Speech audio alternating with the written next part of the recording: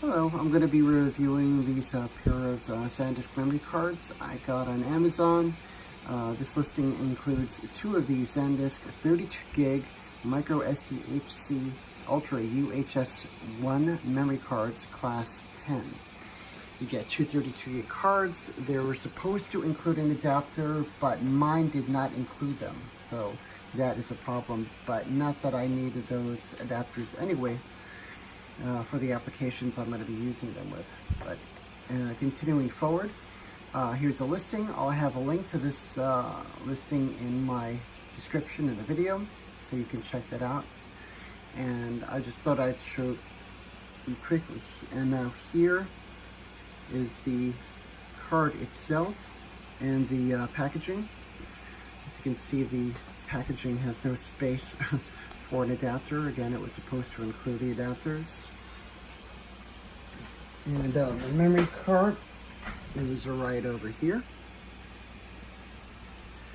This tiny little guy. So,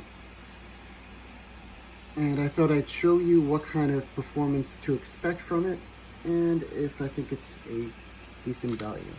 So I decided to plug this into my USB 3 port memory card reader and do a quick benchmark using Crystal Disk Mark, and here are the results. The read speeds are very good, and the write speeds could be better, but to be expected considering the price of the card. It should be more than adequate for just general use, for putting it in the camera for 1080p recording or slow-mo video recording at 1080p. It'll be okay for like low bit rate, like 4K video recording, although it's not going to really be fast enough for, let's say, really high bit rate and high frame rate slow motion 4K recording. So you'll want a faster card if you intend to do like high FPS, like 120 FPS, like 4K recording. But for basic 4K recording, these will be fine for you. So anyway, I just wanted to give a quick overview and review of the performance of these cards. I can't speak for what their longevity is going to be, you know, temperature extremes, etc. and so forth. I just thought I'd show you what I got and the benchmark out of the box. So there you have it.